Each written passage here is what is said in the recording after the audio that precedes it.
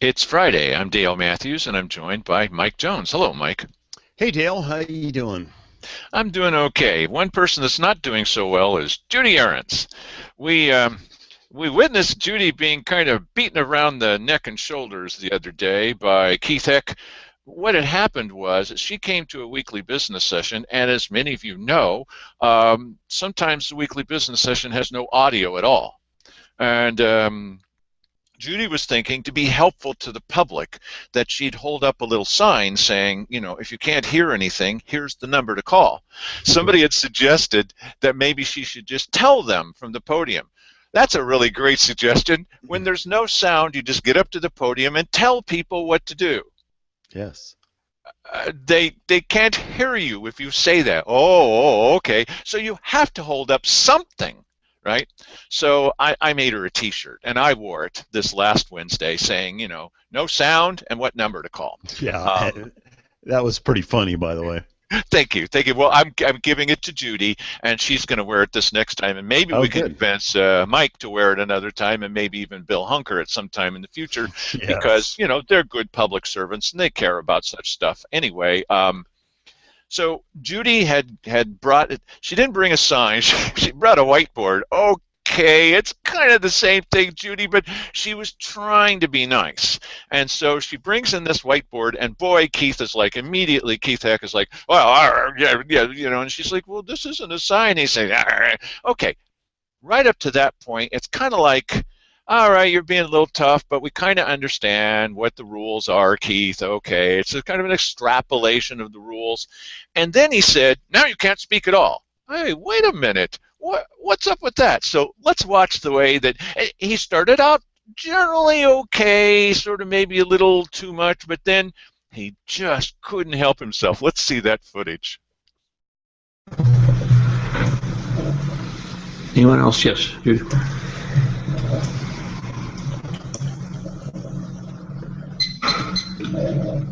No shit. Unless that had been pre-approved, we just don't. We've already done that, Judy. We're not taking the posters or any other things. This isn't a poster. We're not taking that. If you want to speak, that's fine. If you want to do whatever, that's fine. But we're not holding up posters or anything else. Whatever display material you might have, whatever you want to call it, we are not entertaining. I can't display this. Would you? Okay, you're done. Okay. Thank you. Thank you. I just want to know if this Have was, a seat, please. You are not recognized. Have a seat, please. Well, other people have posters. Have a seat, please. I feel like I have a right to speak. Have a seat, please. Can you tell me the reason again why I can't speak under the First Amendment of the Constitution? Just to let me know. This is yes, the chair is not recognizing you to speak. Because just the chair is not recognizing you to speak. Would you have a seat, but please? Is it legitimate? Would you have a seat, please? Well, I just think it's unfair if it's not a. Duly noted. Duly noted. Judy thinks it's unfair. Would you please have a seat? Wow. Thank you. Sure. Anyone else? Okay, bring it back to the board. Duly noted. Judy thinks it's unfair. Yes. He could have looked okay. He could have looked okay. Yes. But then he had to get into this duly noted. Judy thinks it's unfair. And then when she asks him, but is it constitutional? He just laughs. Oh, and even the reprimanding sit down thing, he could have just. It could have been handled so much better, just but let her talk. It's the power trip thing here that's. So, but Judy talking back to you is like being attacked by a cuddly lamb. I mean, yes, come on. Of course. I mean, she doesn't go crazy and start screaming, and she did look genuinely perplexed. Like, you mean now I can't speak at all? Right. She just wanted to hold up a sign being helpful to people, telling them what to do when the lunkheads in IT are still not getting the audio right. You can't hear anything. We get called all the time. What happened to the audio? Like, we know, but, yeah. We're the only ones that are going to answer anybody. Yeah. So then Judy gets this idea. See, her idea of getting back at you is to bake you a cake. I'm not kidding. With chocolate icing, you see. And Yes. boy, that's going to teach you some kind of lesson. Yes. It's true. I should start trying to offend her or something. Yes. You know? It's literally true that's what she does. She bakes you a cake. Yes. Right? When Keijo wasn't covering anything about anything in news in our area, she baked a bunch of brownies. Wasn't it brownies or was it cupcakes? So she took it to them saying, come on, guys, let's try to report about what's happening. And I'm sure they scarfed them all down, but they were going to do that. Yeah. This is Judy's way of trying to not just persuade you, but, to be nice about it because she's just that kind of person. Like I said, it's like being attacked by a cuddly lamb. So Judy, she calls Terry Horton, the secretary that doesn't like being a secretary, and she says, can I make an appointment with Keith Heck because I don't want this to happen. I mean, she didn't hold it up, by the way. All she did was just peek it toward Keith Heck, and as soon as he saw what it said, he wasn't happy because this is another criticism, I guess, of the county, or maybe he couldn't even read it from there. I don't know, but you saw his reaction. So she thought, well, what I'll do, see, I used to think this too. You go and you sit down with them in their office, you have a nice little conversation, and then find out what the misunderstanding is. Right. So, and they're always saying to you, well, if you don't need to get up at the weekly business session, gee, I wonder why they'd say that. Why, you could send us a message that they can ignore, or you can come by our office. You can come by our office. Just come by our office. Wow, you'll be treated. Well, here's what happened to Judy. Well, it started with a meeting 2 Wednesdays ago when I was not allowed to speak due to a whiteboard I brought in with only the county's number because apparently there was a few instances that were happening in a row or a few times where the audio was not heard at home. Vivian had to call in and get the audio turned up. As simple as that. So when I brought in my whiteboard, I was surprised that I was not allowed to speak. I brought it up there, and the first response is you can't have the whiteboard there. I was going to try to clarify what was on it, and what ensued was go sit down. So I did. But then what I did a follow-up. I called up the office, talked to Terry, or went in and talked to Terry and at the desk, and I said I'd like to make an appointment with Keith Heck. She said, okay. So we had an appointment this past Monday at 3 o'clock. So I kept everything on my whiteboard. If you can hear, call this number, which was a county number. And I brought my neighbor because we're getting to the point where we don't trust whatever we go in individually. And I was even warned, please don't go in by yourself and take a witness. So that's what I did. And I think that even stirred Keith Heck up a little bit, knowing that I was bringing somebody in. And of course, it's obvious to them that why I'm bringing him in, because we just don't trust you what you would say after even I had the meeting. But what ensued was something beyond my belief, because I've been seeing elected officials for many, many years, and I've never had such an interaction before in my life as I had at this particular time at 3 o'clock with Keith Heck. And basically what happens is I just asked him, I wanted some clarification on my sign, which I have right here. And I thought he mumbled something, well, you can't have that. And I said, well, let me ask you, did you even know what was on my sign? And he wasn't real crystal clear. Yes, I knew exactly what it was, or he didn't, or he hemmed and hawed, or he gave me two answers. So what I did, I went to the ordinance under B.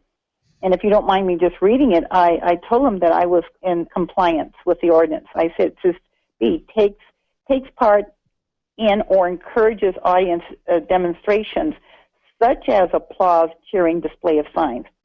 And I let Commissioner Heck know I wasn't displaying signs due to an audience demonstration. And he was just irritated. And then when he said something, he said he didn't like my facial expression and what are you doing? And just like he does at our business meeting, he just drops his pencil or gets very, very irritated, upset. And even at one point, he even said, I want to demonstrate, and he yelled, very loudly in a yell. The bottom line is, gentlemen, is that I thought it was so unstatesmanlike for Keith Heck to say, you know, we're always, like he has said, come in my office if you need some clarification. My office is always open. And I didn't want anybody, even your worst enemy, to be treated how he treated myself, even with my neighbors sitting there. I interjected a couple of things, I think, at one point. He didn't like me to repeat myself. It was like I was belittling him. I mean, there was nothing I could say to please that man. And in fact, I walked away and pondering afterwards, thinking, what a tactic, which I believe I've seen him demonstrate at public meetings, to control your conversation. That the next thing I say might even make him more angry. So I don't even say what I'd like to say, because at this point, to me, he's out of control. I know in the future I will never, ever have a meeting with him again, as far as I'm hoping I will never be enticed to go into his office again, with no manners, not being a gentleman, and just and to me, the tactic of bullying people. And it's a good tactic, because it'll get you out of the office. It's very, very, very intimidating. And I've encountered a lot of elected officials and stuff, and even the people that don't like me, but never to be so rude and intimidating as he was, in my estimation. So it was just very, very disappointing and very, very unstatesmanlike. It's just sad that we have a elected official that will literally not mind treating somebody like that. I've learned, in hindsight now, how to deal with him. Only in public will I be dealing with him, and never even on one-to-one in his office anymore, if I've learned my lesson well. And it seems like he's really taught me well, even with a neighbor, even with a witness there. Everything in the future I will, if I need something from, or even a clarification, and that was my innocent way of going in, so maybe I can explain what I was going to do, Commissioner Hefton, you would have understood. But I'll just try to make sure everything's in writing, or an email, or a fax. But just not devote my time and waste my time going in the office to be treated so rudely. No, won't do it anymore. I've never seen Judy with that reaction. It takes an awful lot to make Judy give up on you. Really. I mean, she's not even going to bring him cookies. Yes, because her thing is that she wants to save the sinner from his own undoing there, and when she gives up on you, she's done there. That's it for you, pal. Well, Bill Hunker's just joining us. Bill, one of the things you've seen is the strongest admonition I've ever seen Judy give anybody was when she baked that cake with chocolate icing and said, "This icing represents the sins of the world." Yes, that was classic. Yeah, exactly. She's given up on him, and really, we'd suggest, especially if you're a woman, stay out of Keith's office. Because if you got what she was saying there, what happened was he was trying to tell her the way she was coming across to everybody. Now, you heard what she said. And as he was trying to tell her how she was coming across to everybody, I won't do it here because I don't want to blow out the microphone, but he raised his voice so high and such yelling from inside his office that Terry, the secretary down the hallway, looked around like, "Whoa, what's going on?" And Judy just put up her hands like that. Well, I don't know, in pantomime.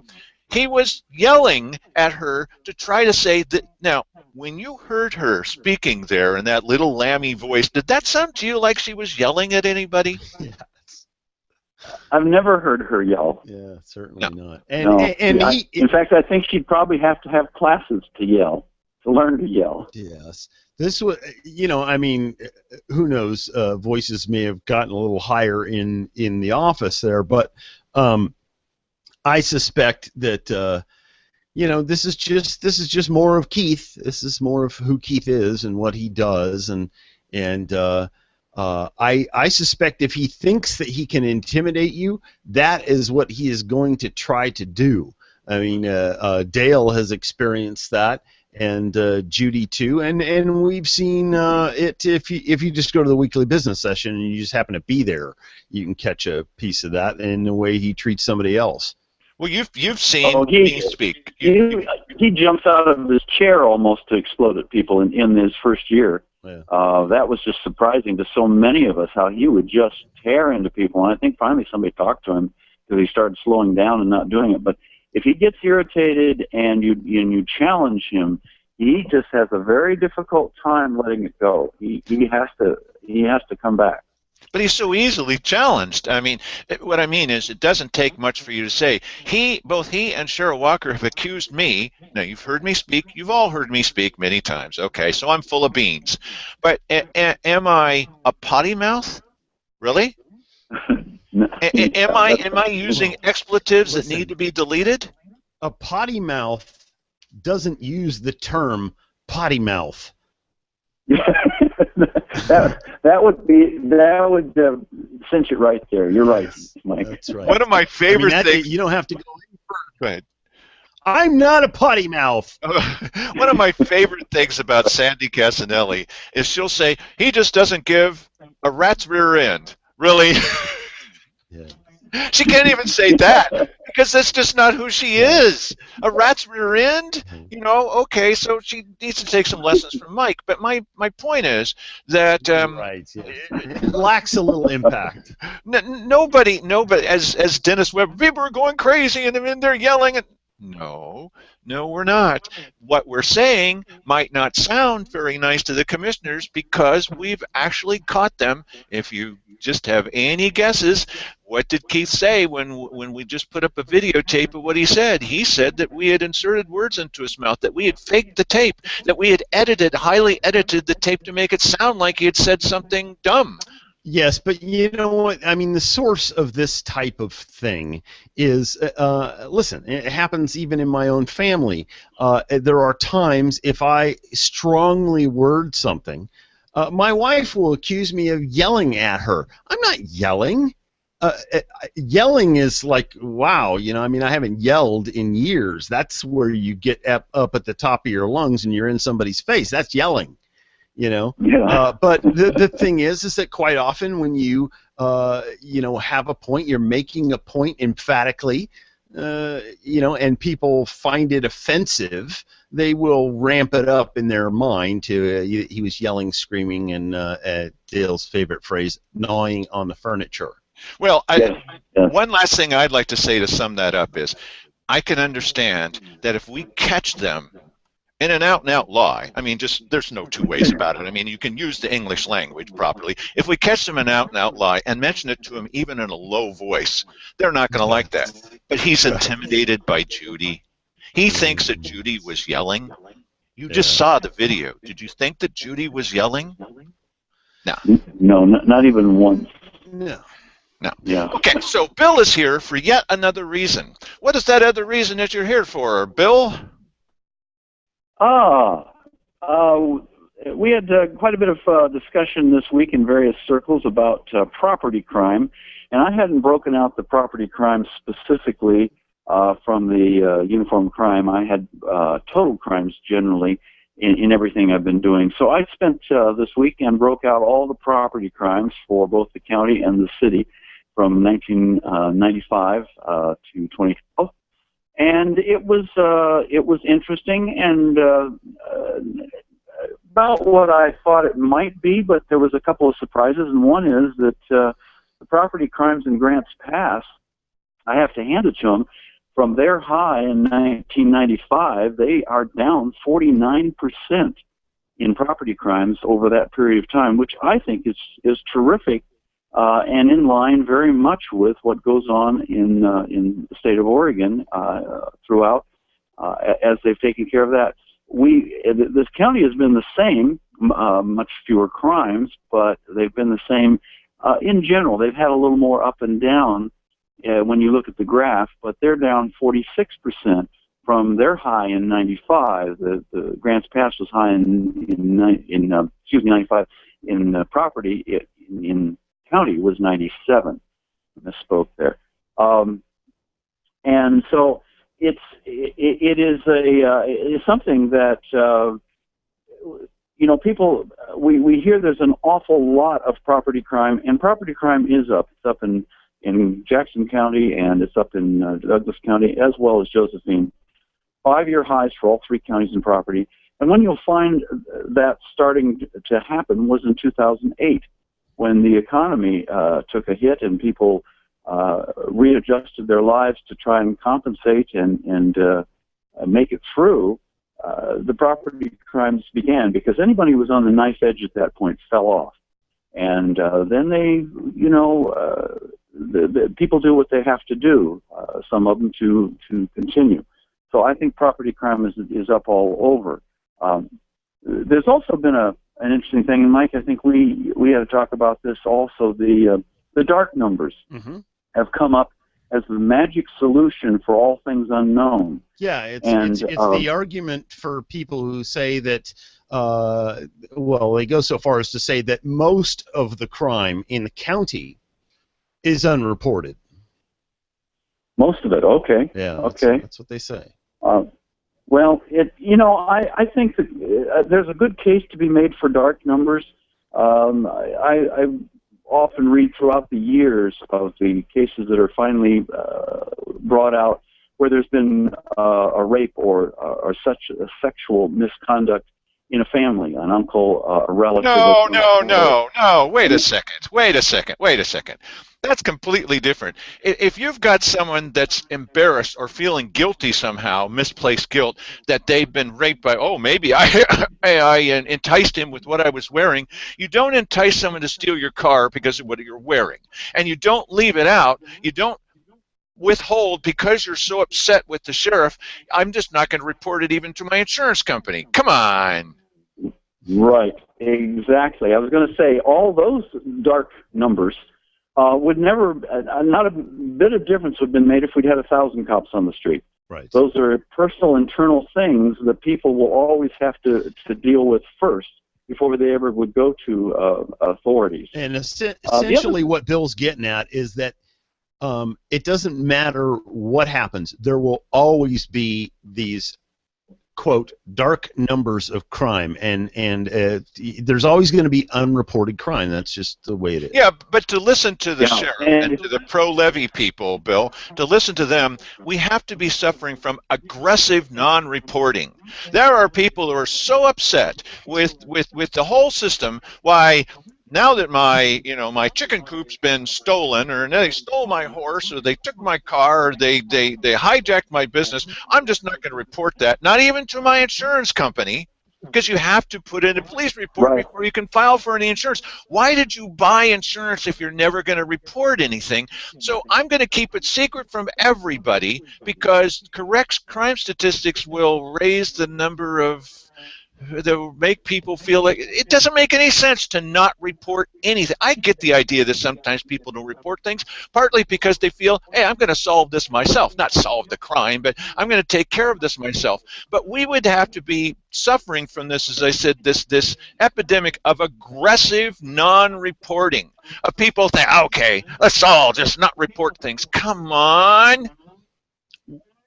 Well, and not only that, Dale, this aggressive non-reporting that you're talking about would have had to have started 20 years ago at the beginning of this run of statistics here, because the statistics run fairly consistent here, and the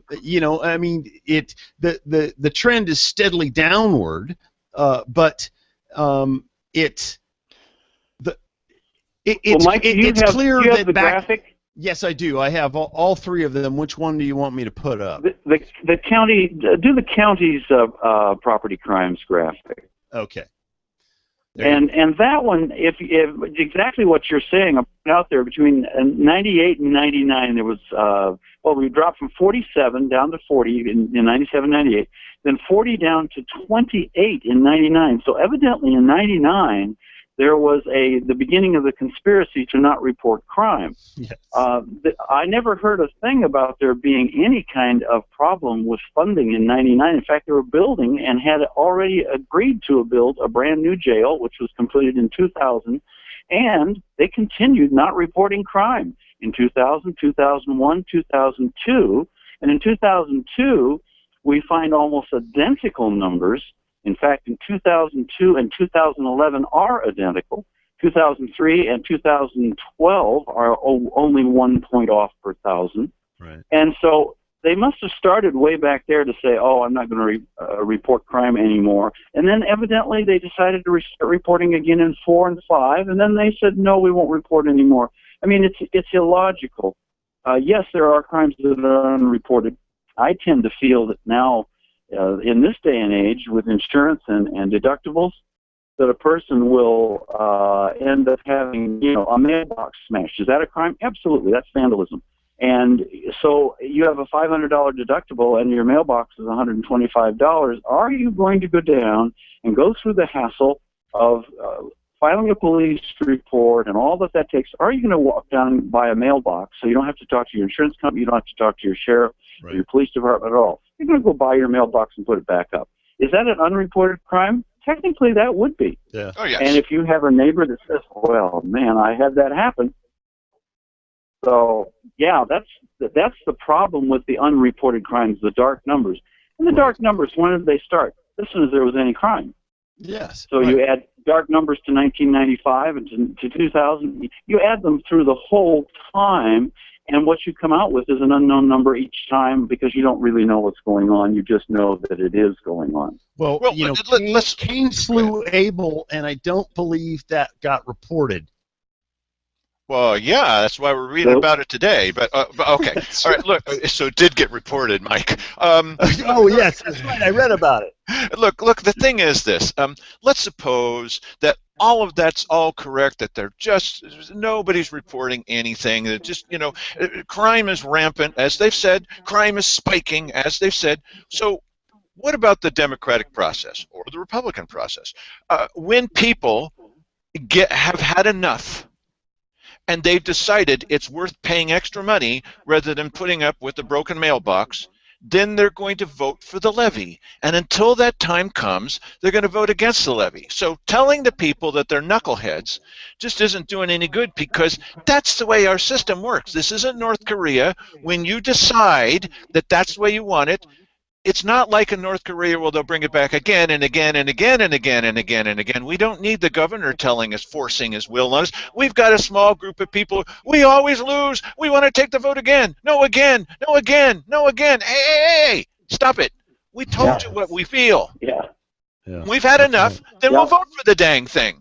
Well, you know what? I have a new strategy in dealing with this. I'm willing to concede to them that there is some dark crime. Dark numbers out there. That's just racism talk there, Mike. Yes, I know. But there's some unreported crime, and so if we are to assume, by looking at some of these charts, here's the combined chart of the county versus the city over that 20-year period, or nearly 20-year period, and if you're to concede that basically back during the time when they had full funding, that they basically had about as much reporting of crime as you get, and that's where the dark numbers take over. So so some of these numbers back during those full funding periods have to be at least somewhat correct. Because they had the people on staff to compile the numbers. This is another one of their arguments that they're coming up with, is that they don't, no one's on staff. They can't give us these numbers because they just haven't even put them together yet, because there was no one to do it. And so in assuming that those numbers back then were relatively correct, and assuming that today, because Grants Pass has full funding on its police force and has a 4-minute response time, I think we can surmise from that Grants Pass's reported crime numbers are on a par with what would get reported in the full funding time period. So that leaves us with the county. Okay. So now they would say most of the crime in the county does not get reported. Okay, so I don't know what most of it comes out to as a percentage, but let's say that's 75%. And I, being the anti-levy guy, I'm willing to come to them much further than they would to me and say, okay, I'll give you 50% of that. You still got only 10% that rises this number of the 49% drop in the city, or I'm sorry, the combined county and city was what, 35% drop over this period. So that takes you down to only a 25% drop. Well, okay. my point also. Wait a minute. Wait just a second. Wait a minute. Okay. Hang on. I am not done. Well, I guess not. He's about ready to hang his point on. Later that evening. Yes, I am. Well, hang on, Dale. Hang on. Okay. So now, being the eminently fair guy that I am going to go ahead and concede the entire argument and say that 100% of the crime in the county goes unreported. Of course, we know that's not the fact because the sheriff responds to crimes in the county all the time. But let's just say, for the sake of argument, now we're only talking about crime is down 15% in the city and county over this time period. So now the crime is still down with 100% of the crimes in the county unreported. Yeah. And that's the game. I'm exhausted. You got it. You got it. I was saying earlier You need to drink water out. Yeah, I guess so. I was saying earlier that if 100% of the people are upset and not going to report, using Mike's scholarly statistics, 100% of them are not reporting. Why do they keep voting no on the levy? We keep winning. What? Yes. Why? Yes. They've obviously weighed the alternatives. Let's see, much higher property taxes or living with some crime. Which one do they want? They have spoken. Yes. And last night, somebody said, well, it was the sheriff. The sheriff was speaking last night, and he said, well, where'd those numbers come from? Now, see this logo over my shoulder? Uniform Crime Report, okay, from the FBI. It comes from the state police and the FBI based on the numbers that we're reporting. So our sheriff's department, and they're all over Facebook, and you run into them in public all the time. They're saying these numbers are incorrect. They're skewed. Skewed infers some sort of nefarious behavior to refajigger the numbers. Meanwhile, on the people just sat down and wrote them out. Right. Yeah, on the same social media, you've got people working inside the sheriff's department. We always report everything. They're defending their jobs. Kristen Michael by name. She's one of the gals that comes into the Josephine County politics page. She works in the sheriff's department, and she's flogging the levy incessantly. She's in favor of the levy, right? Yeah, that's what I'm saying. Yeah. And if that's your job, I can't blame her in some ways, but it would be nice for disclosure. Right. Yeah, that's not happening. Just let me know, because then I have some sympathy that you're at least trying to keep your job. Oh, listen, I had to go dig for those facts myself. She's never announced that. Well, it's one of the things that we do. You're not going to find that at KJO or the Courier. Okay, speaking of by the way, I did get tipped off by somebody. So if you're watching this show, that somebody that I talked to who tipped me off about that, I'd give you props here, but I don't want to out you.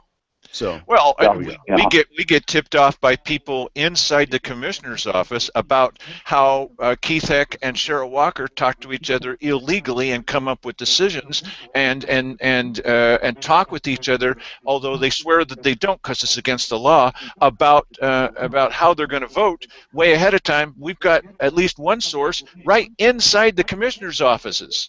Right? So, yeah, we do have sources. There are people out there, even if they're a member of the Rotary Club, really, that are telling us, listen, here's actually what's happening, because they're not happy about it. So it's not true that everybody's some dishonest cheater. Not true.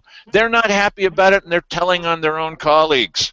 Well, okay, so one other thing is that the sheriff did speak last night at a meeting, and we were looking through it to see if there was anything that he was going to say that is a little more than we've already heard. And we found at least one. Now it's only 50 seconds long, but we can easily talk about this for a while. We're not going to talk about it for a long while. But Mike, why don't you go ahead? Long enough intro, I hope. Why don't you go ahead and play that, and we'll see what the sheriff said about something we've all suspected. Don't you have to convict them before you put them in your system? Not just arrest them? Yeah, actually, no. I don't have to convict them. People that have probable cause, we have probable cause to believe that has committed a crime, we can arrest. I mean, it's like a burglary investigation or any other crime. I take them into my booking facility, and they are printed, and they are mug-shotted, and then likely, depending on the level of crime, they might be released. I have about between 120 and 130 people within my correctional facility right now. So if they don't get convicted, you take them out of your system? No, they would stay in the system. At least that system. The fingerprint and the picture. That sort of doesn't sound right for me, but you can go on to the next question. Thank you. Now, what was that again? If you're totally innocent, you've never done anything, it's proven that you're innocent, you're going to be in the system forever. Didn't you always know this? But didn't they always say, oh, no, well, no, if there's no evidence, well, we'll take you right out of the system. He handled that pretty easily. Oh, sure, you stay in the system. Yeah. And I think that he was trying to say, well, just in the fingerprint and mugshot system, I'm guessing that is the system. You know? What is that? One of two or three systems? And yes. I think he thought that somehow it was just our little system. In other words, it's not going to go anywhere. It's just our little system. Yes. And so, yeah, in Grants Pass, you'll always be in the system, but of course not anywhere else. I know people who have had things happen that had to get court orders and everything to have their name cleared and taken out of the system. Mm-hmm. So yes, it's going on a long time, and it's not much of a surprise actually. I was almost arrested, and so was Sandy Casanelli, because we went to a meeting of the Rotary Club. We were invited by the county because it's state law, and so we were there. And when Cheryl Walker saw that we were there, she had a little cow, and she said, I want them removed. And so I said to the guy, I understand completely what you're saying, but this is state law because this is a quorum of county commissioners talking. They're giving you a private little report about the state of the county, but we've been invited and we were here the last 2 years in a row. And so they called the police. And so I said to the police, of course I'll do what you say, but I'm here because it's state law. You are helping enforce, I mean, it was nice to them, but you're helping enforce them break state law. And so the guy took my arm. I was like, wait, I'm not resisting you. I was almost arrested. Did you get booked? No. No, I was almost arrested. The thing is that, of course I need to stand up for that, okay? I'm not sure how many people would do that, but I have to stand up for state law. Just because these characters are breaking the state law, our current county commissioners, doesn't mean that we all have to participate in that. And so I had to stand up to it.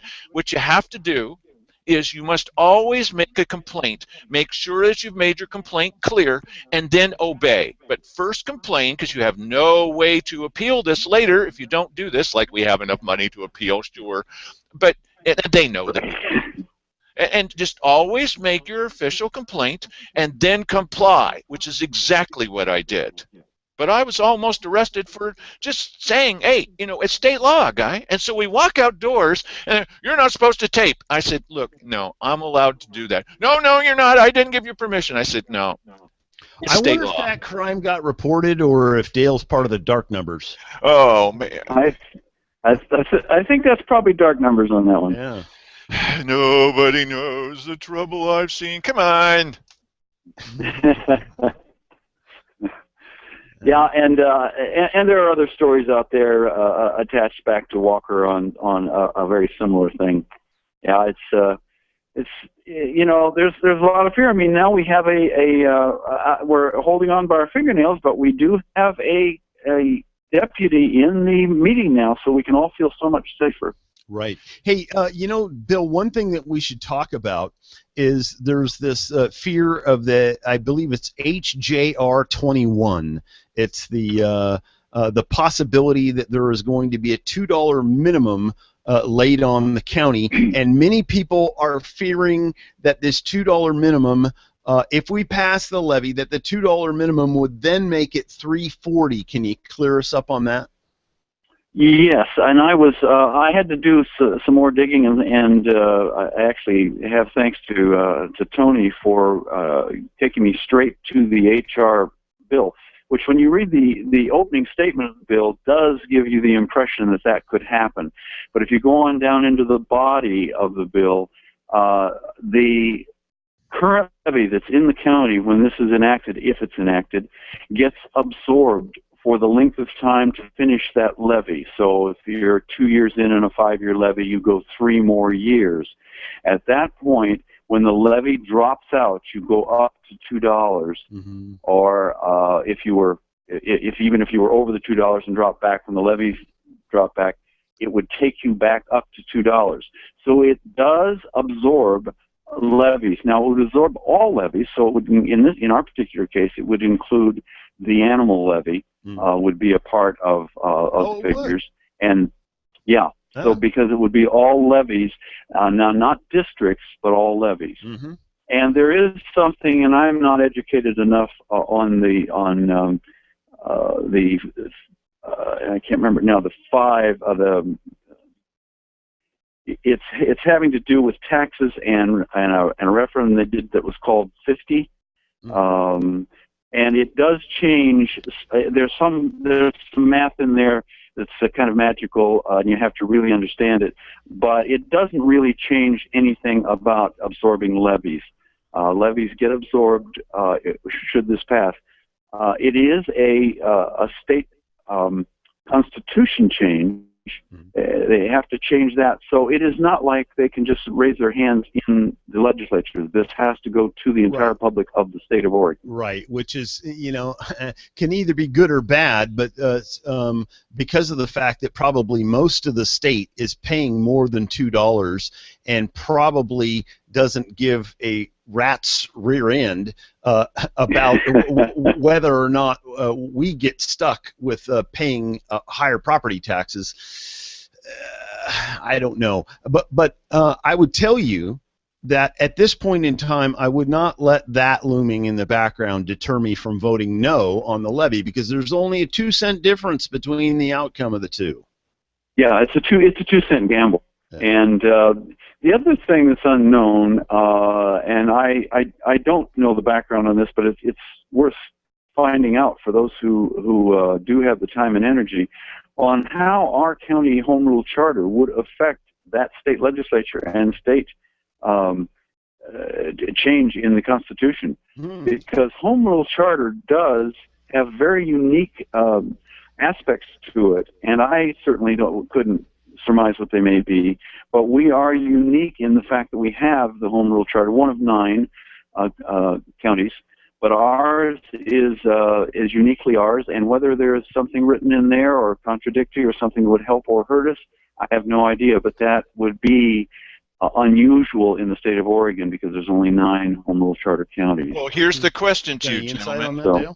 Yeah, when they were talking about marijuana laws and what can we do with marijuana, what can't we do about taxing marijuana, they were all over that and having the legal counsel take a look at the charter and, the long dissertations about the charter and what it means. Suddenly, when there's this thing which is looming over us, why we must vote for a levy because of this, they're completely silent on this issue. What happened to legal counsel? What happened to their power to look at our own charter? How come they aren't talking about this at all? You know the answer. They don't want to talk about this because this thing, there's always some kind of dopey thing, especially from the House of Representatives, from national all the way down to state, where there's somebody that comes in and says, we're going to make a law that makes it prohibited for you to even have a gun. Now, they just recently said at one of their meetings, that's why I sit there, you sit next to me, they've recently said at their meetings, well, actually, this would have to be appended to something else. Really? So it would have to be something about school funding, and then suddenly it talks about, you know, the amount that you're charged. It would need to be attached to something that has no relationship whatsoever. So if we've said it many times to people who come to the weekly business session, well, I don't know if I should come because maybe I won't know what's going on. Whose fault is it that you don't know what's going on? One person's fault is Mike Jones because he's supposed to be reporting the news to you. But Yes.